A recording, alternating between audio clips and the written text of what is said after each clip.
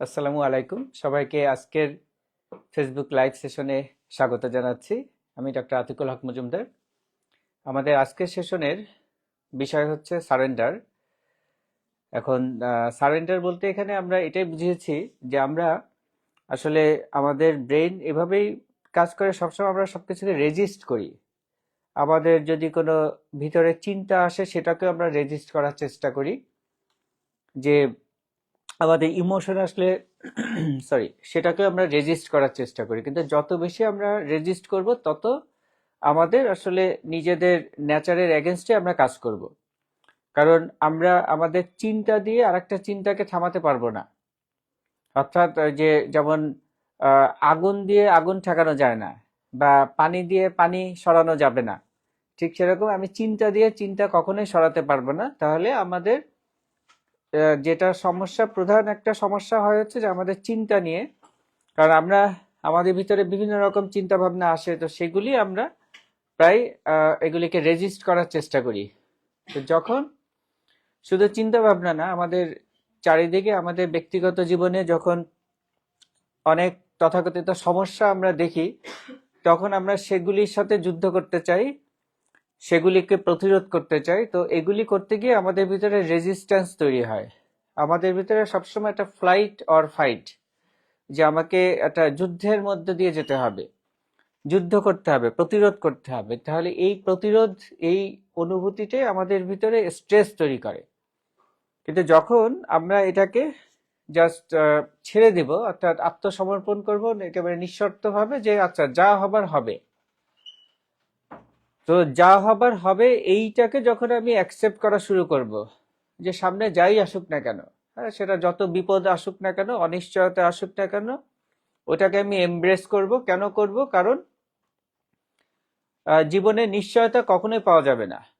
এটা আমরা একটা অলিক একটা মরীচিকার পিছনে সবসময় ছুটতে থাকি, যে আমরা জীবনে সবসময় একটা ইয়ে চাই, যেটাকে বলে নিশ্চয়তা চাই, একটা কমফোর্ট চাই, বা আমরা অনিশ্চয়তা থেকে সবসময় দূরে থাকতে চাই।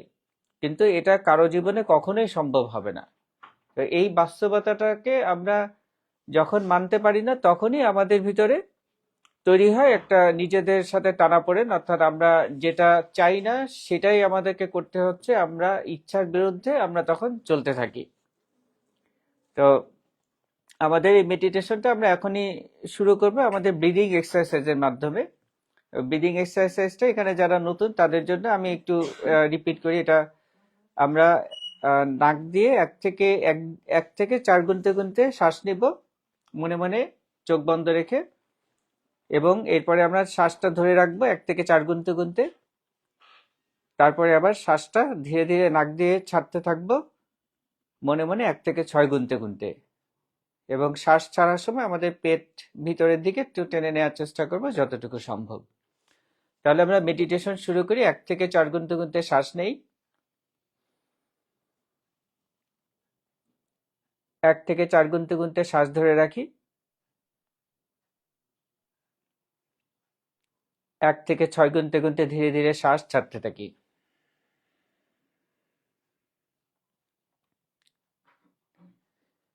আবার আমরা 1 থেকে 4 গুনতে গুনতে ধীরে ধীরে শ্বাস নেই,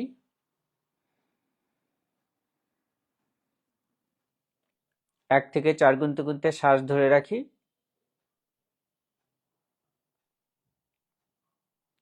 1 থেকে 6 গুনতে গুনতে ধীরে ধীরে শ্বাস ছাড়তে থাকি।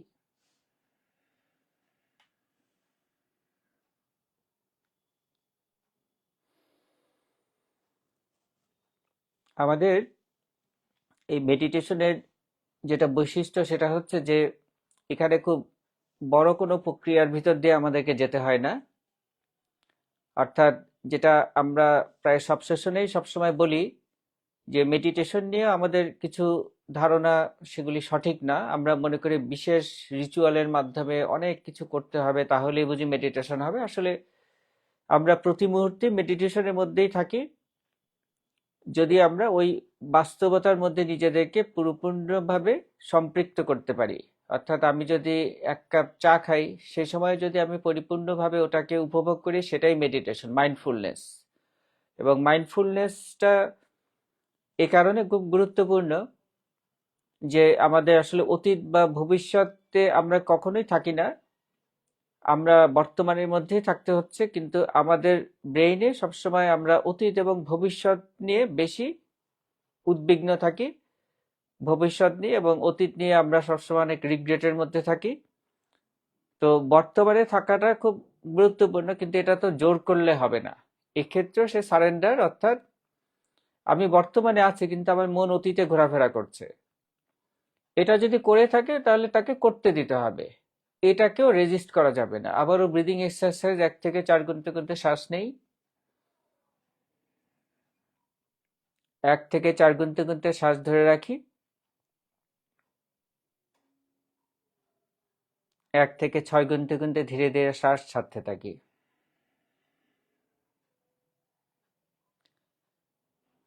তাহলে এই মেডিটেশন নিয়েও আমাদের একটা ইলিউশন আছে। আমরা মনে করি যে এই বিশেষভাবে ব্রিদিং এক্সারসাইজের মাধ্যমে আমাদের ব্রেইনের ওয়েভ একেবারে যদি থিটা বা এরকম আলফা লেভেলে নেমে আসে তাহলেই বুঝি মেডিটেশন। এটা আসলে মোটেও এরকম কিছুই না। আমরা পরিপূর্ণ আত্মসমর্পণ যখন করতে পারবো তখনই আসলে আমাদের মেডিটেশনটা কার্যকর হবে। আবারও ব্রিদিং এক্সারসাইজ 1 থেকে 4 গুনতে গুনতে শ্বাস নেই, 1 থেকে 4 গুনতে গুনতে শ্বাস ধরে রাখি, 1 থেকে 6 গুনতে গুনতে ধীরে ধীরে শ্বাস ছাড়তে থাকি। যেমন একটা উদাহরণ দেই, আমি সবসময় মেডিটেশন সেশনে বলে থাকি যে মেডিটেশন হচ্ছে এর ভিতরে আমার ফোনটা যদি বেজে ওঠে, তো আমরা সাধারণত মেডিটেশনে অন্যান্য মেডিটেশনে আমরা এটাই শিখি যে ফোন সাইলেন্ট করে রাখতে হবে, কথা বলা যাবে না, কিন্তু আমি সবসময় বলি যে না, যেটা ন্যাচারাল আমি রেসপন্ড করবো, অর্থাৎ ফোন বাজছে, এটা রেসপন্ডটা কি, রেসপন্ড হচ্ছে আচ্ছা আমি তাকিয়ে দেখবো, যদি এটা গুরুত্বপূর্ণ হয় আমি ফোনে কথা বলবো, কারণ এটাই হচ্ছে রেসপন্স। আর রিয়াক্ট করা কি, রিয়াক্ট হচ্ছে যে আমি ফোনটা বাজলো সাথে সাথে আমি বিরক্ত হয়ে গেলাম, ইস কেন ফোনটা বাজলো, কেন মোবাইলটা সাইলেন্ট করা হলো না, ফোন বাজার আর সময় পেল না। তাহলে এই যে যত আমি অস্থির হয়ে যাব, রিয়াক্ট করব, তত কিন্তু আসলে আমার এটা কোনো মেডিটেশনই না, আমি অস্থিরতার মধ্যে দিয়ে যাচ্ছি। আবারও ব্রিদিং এক্সারসাইজ 1 থেকে 4 গুনতে গুনতে শ্বাস নেই, 1 থেকে 4 গুনতে গুনতে শ্বাস ধরে রাখি, 1 থেকে 6 গুনতে গুনতে ধীরে ধীরে শ্বাস ছাড়তে থাকি।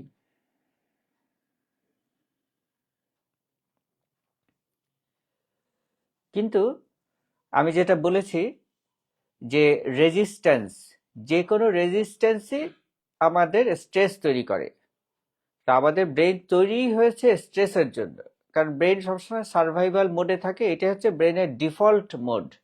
ব্রেন কিন্তু রিল্যাক্সেশন, মেডিটেশন এটা কিন্তু ব্রেনের স্বাভাবিক অবস্থা না। তাহলে স্বাভাবিক অবস্থা না, এটা ন্যাচারাল না। তাহলে আমরা যে মেডিটেশনের কথা বলি, আমরা এই মুহূর্তে যেটা করছি এটাও কিন্তু ন্যাচারাল নয়। আবারও ব্রিদিং এক্সারসাইজ 1 থেকে 4 গুনতে গুনতে শ্বাস নেই, 1 থেকে 4 গুনতে গুনতে শ্বাস ধরে রাখি, 1 থেকে 6 গুনতে গুনতে ধীরে ধীরে শ্বাস ছাড়তে থাকি। তাহলে প্রশ্ন, আমরা কেন এটা করছি? ন্যাচারাল নয়, তাহলে আমরা কেন করছি? এই জন্য করছি, এটা যে ন্যাচারাল না এটা জানার জন্য। আমরা যদি আজ এখানে না আসতাম তাহলে এই সত্যটা কিন্তু জানতাম না। তাহলে ন্যাচারাল মেডিটেশন কোনটা? একটা বাঘ যখন তার একটা হরিণ শিকার করার জন্য সে যখন ওঁত পেতে থাকে, বা একজন মৎস্য শিকারী সে যখন মাছ ধরার জন্য ছিপ পেতে বসে থাকে, বা একটা সারস বা এরকম কোনো পাখি, বক যখন মাছ ধরার জন্য ওরকম ভাবে একাগ্রভাবে বসে থাকে, আমরা যেটাকে বক ধার্মিক বলি। তো এই রকম একাগ্রতা নিয়ে যে কোনো কাজ করাটাই আসলে আসলে মেডিটেশন। তো আমি যেটা বলবো সেটা আরো রেডিক্যাল, সেটা হচ্ছে যে না, সবকিছুকে অ্যাকসেপ্ট করাটাই মেডিটেশন। অর্থাৎ ওই যে আমি একাগ্রতার সাথে কোনো কিছু কাজ করছি কিন্তু আমার ভিতরে একাগ্রতা নেই, আমার ভিতরে অস্থিরতা কাজ করছে, আমার মন কেবল অতীতে ভবিষ্যতে যাচ্ছে, বা আমার ভিতরে বিভিন্ন রকম চিন্তা ভাবনা চলতেছে, ইস আমার এই কাজটা বোধহয় ভুল হয়েছে, এই চিন্তাটা, এই অমুককে আমি এটা কেন বললাম, আমরা চেষ্টা করি এগুলি থেকে নিজেকে পরিশুদ্ধ করার, কিন্তু ওই যে পরিশুদ্ধ করার চেষ্টাটাও একটা ইলিউশন। কারণ আমরা তাই, আমরা কখনোই এখান থেকে নিজেকে চেঞ্জ করতে পারবো না। ন্যাচারালি যদি চেঞ্জ হবার থাকে সেটা আমাদের ইভলিউশন, এটা স্পন্টেনিয়াস প্রসেস, ন্যাচারাল প্রসেস। এটাতে আমাদের কোনো ব্যক্তিগতভাবে এটা আমরা ইনফ্লুয়েন্স করতে পারি না। আবারও ব্রিদিং এক্সারসাইজ, 1 থেকে 4 গুনতে গুনতে শ্বাস নেই, 1 থেকে 4 গুনতে গুনতে শ্বাস ধরে রাখি, 1 থেকে 6 গুনতে গুনতে ধীরে ধীরে শ্বাস ছাড়তে থাকি।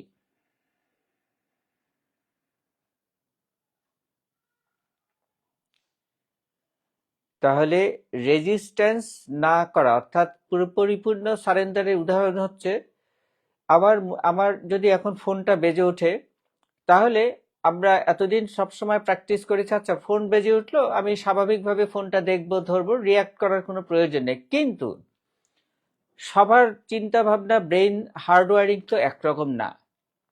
অনেকের কাছে এটা খুব সহজ, আচ্ছা ঠিক আছে ফোন বাজলো, আমি স্বাভাবিকভাবে দেখলাম, দরকার হলে কথা বললাম, নিজের ভিতরে কোনো রকম কোনো অস্থিরতা তৈরি হলো না, বিব্রত বোধ করলাম না, অন্যরা কি মনে করবে সেটা নিয়েও বিচলিত হলাম না।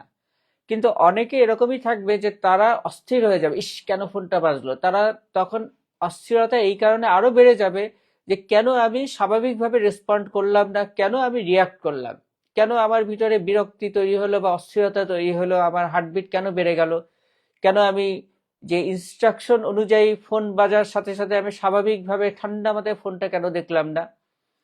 তাহলে এই যে আমি পারলাম না, এটা কিন্তু মোটেও ব্যর্থতা নয়, কারণ এটাও ন্যাচারাল। আমরা জানি খরগোশ, সে অত্যন্ত সচকিত অবস্থায় থাকে, তার ব্রেইন অলওয়েজ প্রায় ফাইট অ্যান্ড ফ্লাইট মোডে থাকে।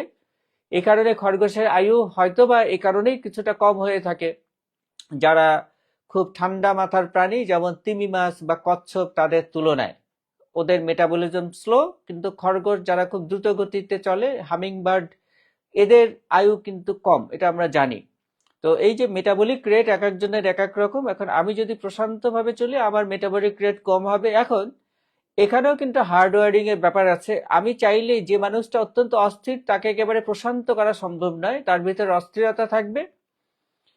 কিন্তু এই অস্থিরতাটাকেই তাকে অ্যাকসেপ্ট করতে হবে, এটার প্রতি সারেন্ডার, পরিপূর্ণ সারেন্ডার, আত্মসমর্পণ করতে হবে যে আমি আমার অস্থিরতা কমিয়ে আমি পরিপূর্ণ প্রশান্ত একজন মানুষে পরিণত হব। এই অলিক মরীচিকা থেকে তাকে নিজেকে বের হয়ে আসতে হবে। এ ধরনের যতই প্রলোভন কেউ দেখাক না কেন, যতই বিজ্ঞাপনের মোহ থাকুক না কেন যে এই মেডিটেশন কোর্স বা এইগুলি করলে আপনি পরিপূর্ণভাবে নিজেকে প্রশান্ত করতে পারবেন, আপনার অস্থিরতা কমে যাবে, এগুলি কখনোই কাজ করবে না। আবারও ব্রিদিং এক্সারসাইজ, 1 থেকে 4 গুনতে গুনতে শ্বাস নেই, 1 থেকে 4 গুনতে গুনতে শ্বাস ধরে রাখি, 1 থেকে 6 গুনতে গুনতে ধীরে ধীরে শ্বাস ছাড়তে থাকি। তাহলে আমরা সবসময় মেডিটেশনে বলি যে ডিটাচমেন্ট, অর্থাৎ মোহ থেকে নিজেকে দূরে রাখা। এখন মোহ কিসের মোহ? আমি যদি মনে করি যে মেডিটেশনের মাধ্যমে আমি একটা মোক্ষ লাভ করছি, আমি নিজেকে এনলাইটমেন্টের দিকে নিচ্ছি, বা আমি একজন এরকম মানুষে পরিণত হচ্ছি, তাহলে সেটাই তো একটা মোহ। আমি নিজেকে পরিবর্তন করতে চাই, আরো মহান করতে চাই, এটাও তো একটা মোহ। তাহলে সকল মোহ থেকে নিজেকে যদি আমি বাদ দিতে চাই, তাহলে কি করতে হবে? আসলে আমার কোনো টার্গেটই রাখা যাবে না। আমি যা, আমি তা, আমি যা হতে পারি আমি তাই, সেটাই আমি হব, ন্যাচারালি হব। আমি যদি আরো খারাপ অবস্থার মধ্যে দিয়ে যাই, মানসিক অবস্থার মধ্যে দিয়ে যাই, বা মানুষ হিসাবে যদি আমি আরো খারাপ কিছুও করে ফেলি, সেটাও স্বাভাবিক, সেটাকেও আমাকে অ্যাকসেপ্ট করতে হবে। আমি নিজেকে, আমি যা, তার চাইতে মহান নিজেকে বানানোর চেষ্টা করাটাই ছেড়ে দিতে হবে, এবং এটা আমি পারবও না। সুতরাং আমি যা, সেটা আমি নিজেকে যাই মনে করি, তুচ্ছই মনে করি, অথবা নিজেকে মহান এই মুহূর্তে আমি যা মনে করছি, বা পরে আমার নিজেকে যাই মনে হবে, সেটাই স্বাভাবিক। কোনো কিছু দিয়ে জোর করারও কিছু নেই, হতাশারও কিছু নেই, আবার খুব বেশি আশারও কিছু নেই। আবারও ব্রিদিং এক্সারসাইজ, 1 থেকে 4 গুনতে গুনতে শ্বাস নেই, 1 থেকে 4 গুনতে গুনতে শ্বাস ধরে রাখি, 1 থেকে 6 গুনতে গুনতে ধীরে ধীরে শ্বাস ছাড়তে থাকি। সুতরাং নিজের কোনো চিন্তা ভাবনা নিয়ে, কোনো আচার আচরণ নিয়ে দ্বিধাদ্বন্দ্বেরও কিছু নেই যে আমি কি এই চিন্তাটা সঠিক করেছিলাম বা এই কাজটা কি সঠিক করেছিলাম। যাই করে থাকি না কেন, সেটা ওই মুহূর্তে ওটাই ছিল আমার জন্য ন্যাচারাল, ওটা আমার ন্যাচারাল রেসপন্স ছিল। সেটা রাগ হোক, সেটা যাই হোক না কেন, তাহলে এইটা নিয়ে যদি আমি এখন অস্থির হয়ে যাই তাতে কোনো কাজও হবে না। কিন্তু যদি আমার ভিতর অস্থিরতাও আসে, যদি আমি আমার অতীতের কাজ, অতীতের চিন্তা, অতীতের যেগুলি আমি যা কিছু করেছি সেগুলিকে যদি মেনে নিতেও না পারি, সেই মেনে না নেওয়াটাকেও মেনে নিতে হবে, এটাকেও সারেন্ডার, পরিপূর্ণ সারেন্ডার করতে হবে। আমার ভিতরে যাই আসুক না কেন, অস্থিরতা আসুক, নিজের প্রতি একটা অপরাধ বোধ আসুক বা ঘৃণা আসুক, যেটাই আসুক না কেন, ওই সকল অনুভূতির কাছে নিজেকে পরিপূর্ণ আত্মসমর্পণ করতে হবে। এবং যদি আত্মসমর্পণ করতে না পারি, এই না পারাটাকেও মেনে নিতে হবে। আবারও ব্রিদিং এক্সারসাইজ, 1 থেকে 4 গুনতে গুনতে শ্বাস নেই। 1 থেকে 4 গুনতে গুনতে শ্বাস ধরে রাখি। 1 থেকে 6 গুনতে গুনতে ধীরে ধীরে শ্বাস ছাড়তে থাকি।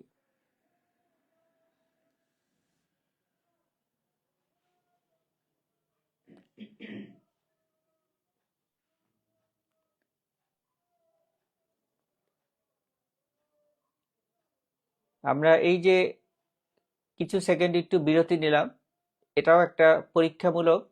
কারণ এই যে যখনই আমরা একটু বিরতি নিই, তখনই কিন্তু আমাদের মনের মধ্যে অনেক চিন্তা ঝাঁপিয়ে পড়ে।